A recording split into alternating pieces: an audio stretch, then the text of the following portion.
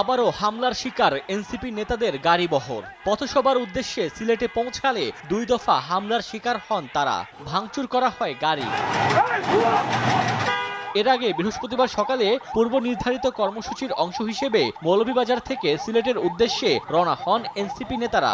সিলেটে জুলাই অভ্যুত্থানে শহীদদের পরিবারের সঙ্গে সাক্ষাৎ করেন তারা। পরে জেলা সার্কিট হাউজের দিকে রওনা হন।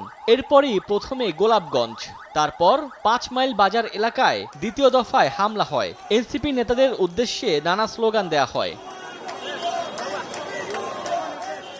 আইনশৃঙ্খলা বাহিনীর সামনে হামলা হচ্ছে জানিয়ে জাতীয় নাগরিক পার্টির মুখ্য সমন্বয়ক নাসিরউদ্দিন পাটোয়ারি বলেন, পুরো বাংলাদেশকে সন্ত্রাসের অভয়ারণ্য হিসেবে তৈরি করা হয়েছে।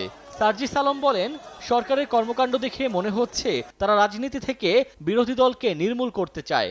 বিএনপির বিভিন্ন অঙ্গ সংগঠনের সন্ত্রাসীরা রড নিয়ে এসেছে। তারা গাড়িটাতে কিভাবে হামলা করছিল এবং ওই গাড়িতে আমাদের নারী এমপি ডাক্তার মাহমুদা মিতু তিনিও ছিলেন। AKS অর্জন করলো গিনেস ওয়ার্ল্ড রেকর্ডস। AKS পুরা বাংলাদেশে হলো সন্ত্রাসীর একটা রাজত্ব শুরু করেছে বিএনপি। আমরা এই সন্ত্রাসের রাজত্বের অবসান চাই।